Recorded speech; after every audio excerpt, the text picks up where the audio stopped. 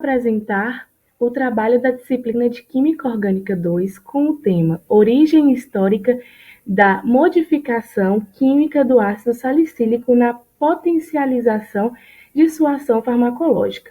A nossa equipe é composta por Bianca David de Sá, Daislane Gomes Pereira, Gilson Jackson Lima Teixeira, Carla Beatriz Batista Oliveira Castro, Naiobe Alves Dourado e o professor Iago Maciel.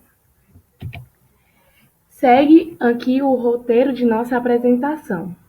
O ácido salicílico é um ácido orgânico de fórmula química C7H6O3.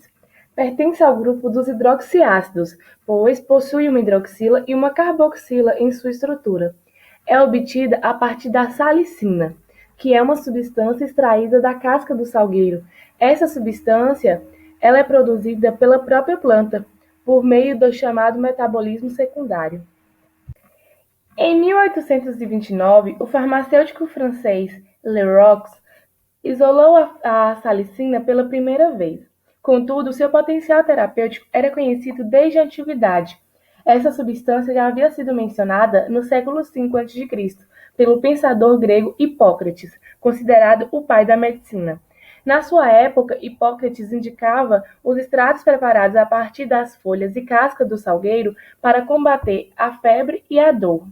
Em 1838, o químico italiano Rafael Piria conseguiu separar a salicina em dois compostos, um deles após uma posterior etapa de hidrólise oxidativa, chegou ao ácido livre chamado de ácido salicílico. O ácido salicílico era utilizado para minimizar sintomas de artrite e de gripe, mas, diante das grandes quantidades que era necessária para o seu efeito terapêutico, a parede do estômago sofria irritações com a acidez do produto. O sabor desagradável era mais uma característica que limitava o uso do ácido salicílico. Posteriormente, Kolbe e Dresden, em 1859, passaram a sintetizar os salicilatos, que antecederam a aspirina. A aspirina foi o primeiro fármaco sintético empregado na terapêutica, tendo sua síntese concluída em 1897 pelo químico alemão Felix Hoffmann, do laboratório Bayer. Agora vamos falar sobre os derivados do ácido salicílico. O ácido salicílico é uma molécula bifuncional. Ela pode sofrer dois tipos de esterificação. Na presença de anidrito acético, ela forma aspirina, que é o ácido acetilsalicílico, enquanto na presença de um excesso de metanol, o produto obtido é o salicilato de metila. Aqui pode-se perceber as estruturas. Aqui é o ácido salicílico, aqui o ácido acetilsalicílico e aqui o salicilato de metila. O ácido salicílico ele é composto principalmente de dois tipos de grupos funcionais. Aqui é o ácido carboxílico e aqui o fenol. Para a formação do ácido acetilsalicílico, a aspirina. Vale ressaltar que o comprimido da aspirina, para que ela tenha um formato rígido, na sua composição, além do ácido acetilsalicílico, contém o amido e a celulose. No mecanismo geral, tem o ácido salicílico, um composto que tem o fenol e o ácido carboxílico. Ele vai reagir com anidrito acético, que na verdade são duas moléculas de ácido acético unidas. Uma molécula vai reagir com o ácido salicílico e a outra vai ser liberada na reação como subproduto. As duas vão reagir em meio ácido, um ácido mineral, que é o ácido sulfúrico. Ele vai agir como catalisador da reação.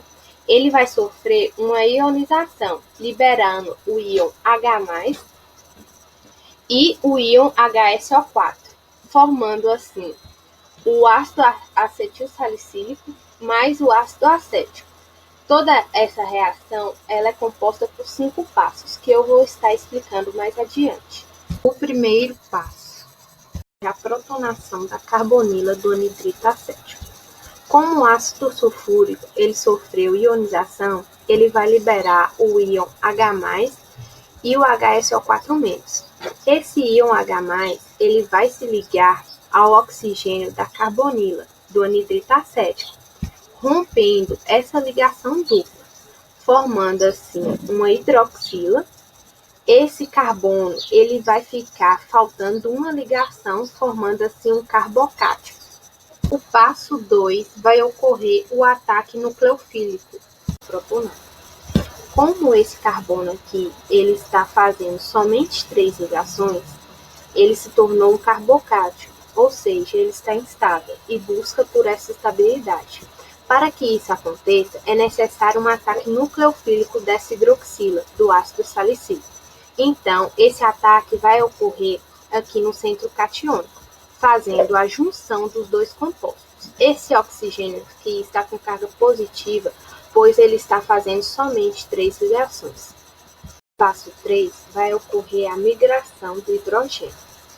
Como esse oxigênio aqui ele está fazendo somente 3 ligações, ele necessita fazer um rearranjo na molécula.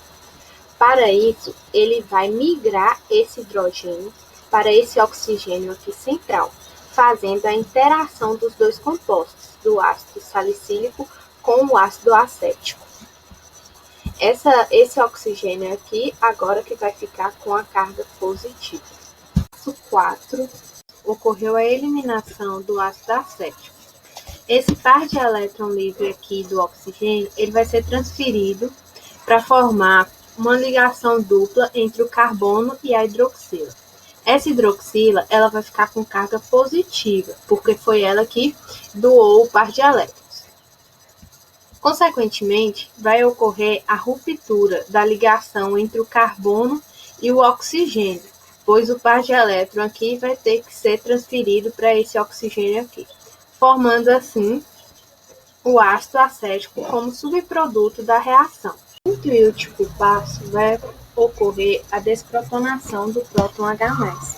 Esse ácido acético aqui final, essa carga negativa do ácido acético, ela vai forçar a saída do próton H+, devolvendo esse próton para o íon HSO4-, resultando assim no ácido acetilsalicílico, como subproduto o ácido acético que foi formado no passo anterior e o ácido sulfúrico, que vai sair da reação como ele entrou, como catalisador. Tá? Aqui no passo 5, existem algumas alternativas para que ocorra a desprotonação. Esse íon hidreto aqui, ele pode agir como uma base de Lewis, fazer a retirada do próton H+. O próprio ácido sulfúrico, ele que doou lá no início o próton H+, ele pode fazer essa retirada no último passo. E o ácido acético final, que eu expliquei. E vale só dizer também que essa síntese ela é muito importante para a indústria farmacêutica, pois é um princípio ativo da aspirina, que é um dos medicamentos mais consumidos hoje mundialmente. E aí também, para a nossa compreensão enquanto acadêmicos, ela é muito importante. Aqui nós podemos ver algumas interações químicas da molécula do ácido salicílico com os receptores do nosso corpo, que acontecem a partir do receptor ADP P2Y12, que induz a agregação irreversível das plaquetas. Bom, a cinética da eliminação do ácido salicílico depende da dose, uma vez que o metabolismo é limitado pela capacidade das enzimas hepáticas, e uma cinética de primeira ordem. O ácido salicílico é metabolizado no fígado e eliminado em 23 horas. Antes disso, sofre hidrólise no trato gastrointestinal, no fígado e no sangue. A eliminação é essencialmente renal, 90% a depender da urina. Alcalina, 30% do fármaco é eliminado, e na urina ácida, essa porcentagem pode diminuir para até 2%. Antigamente era utilizado para minimizar sintomas de artrite e gripe, mas diante das grandes quantidades que eram necessárias para efeito terapêutico, a parede do estômago sofria irritações com a acidez do produto. O sabor desagradável era mais uma característica desfavorável que limitava o uso do ácido salicílico. Bom, aqui nós podemos ver algumas associações com outros fármacos, que é o fármaco paracetamol, utilizado para dor, analgésico, é claro, e o furosemida, que é o diurético usado para pacientes que têm problemas renais e dificuldade para urinar.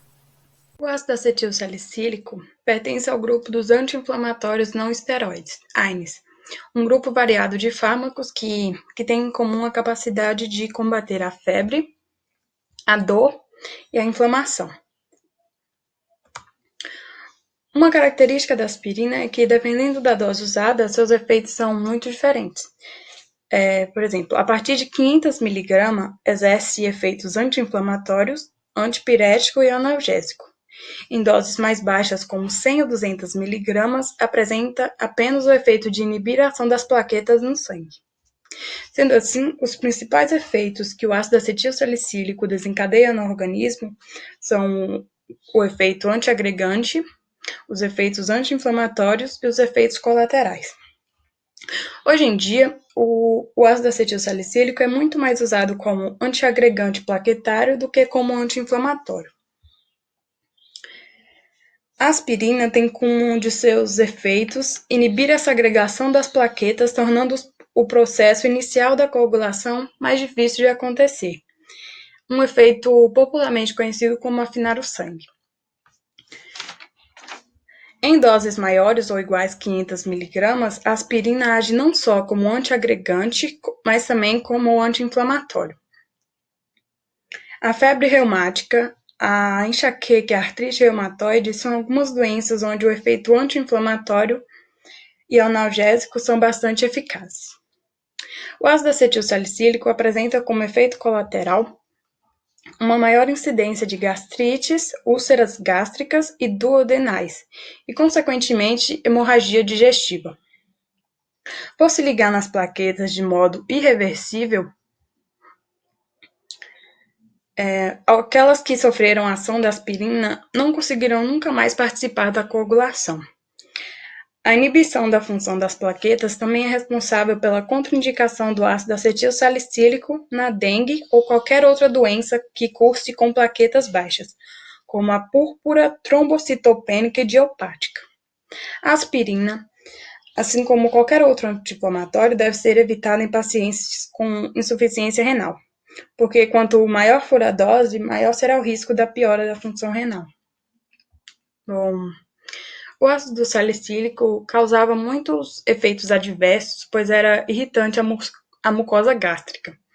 A aspirina é bem menos irritante, porém, se a pessoa fizer um uso prolongado desse medicamento, ela também sentirá efeitos adversos. Reações adversas do ácido salicílico. A incidência menos frequente e incidência mais frequente.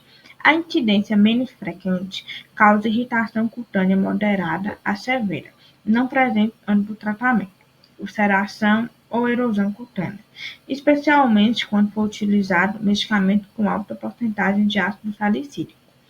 Já a incidência mais frequente causa irritação cutânea suave, não presente antes do tratamento, ou uma sensação de picada. Ações adversas do ácido acetil salicílico. Há vários efeitos, como o efeito gastrointestinal, em que o paciente sente dor abdominal, azia, náusea, vômito, úlcera e perfuração gastroduodenal, hemorragia gastrointestinal oculta ou evidente, que pode causar anemia por deficiência de ferro. Já os efeitos sobre o sistema nervoso podem causar tontura e zumbido, que geralmente indicam superdose. Os efeitos hematológicos, devido ao efeito sobre a agressão plaquetária, pode ser associado com o aumento do risco de sangramento. E as reações de hipersensibilidade pode causar urticária, reações cutâneas, reações anafiláticas, asma e edema de Creutzfeldt. Futuras. Há várias perspectivas futuras, como a aplicação do conjugado PGLD-AAS representa uma vertente interessante quanto ao desenvolvimento de biomateriais bioativos quanto à sua atividade antitumoral. Investigar a atividade antitumoral do PGLD-AAS em outras linhagens de células tumorais e analisar o mecanismo de interação entre plaquetas do sangue e o grupo farmacofórico do AAS imobilizado na superfície dendrítica. As referências utilizadas no nosso trabalho, e obrigada.